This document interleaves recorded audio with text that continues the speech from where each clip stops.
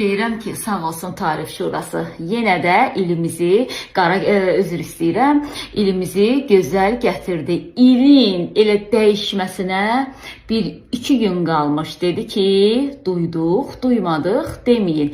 Yenə də qiymətləri artırdıq. Üzr istəyirəm, qiymətləri dəyişdik. Çünki artırdıq deyəndə həmişə deyirdilər ki, yekə qızlar, yekə oğlanlarsınız da, artırdıq nədir? Qiymət dəyişib də 5 qəpik söhbətini eləyirsiniz deyir. Bəlkə də deyəndə 5 qəpik çox adi görünə bilər. Amma heç kəs unutmasın ki, xüsusən də Tarif Şurasında çalışanlar unutmasınlar ki, o dama göl olur deyirlər. Heç kəs, məsələn, benzin vurmaq üçün yanacaq doldurma məntəqəsinə yaxınlaşanda 1 litr benzin vurmuş. Ən azı 10 litr benzin vurur ki, bu da hər litrdə 5 qəpikdən hesablananda 50 qəpik olur. Mən düşünürəm ki, Tarif Şurası bizə Şaxta babanın hədiyyəsidir.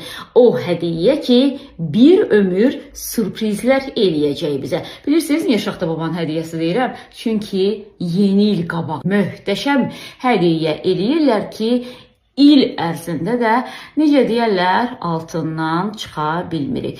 Bu dəfə isə bir qədər dəyişiklik oldu ki, qiymətləri gecə ilə qaldırmadılar. Dedilər, nə də olsa, insanları artıq öyrəşdirmişik qiymət dəyişikliyinə. Elə günün gün orta çağı sözümüzü deyək, qiymətimizi göstərək də.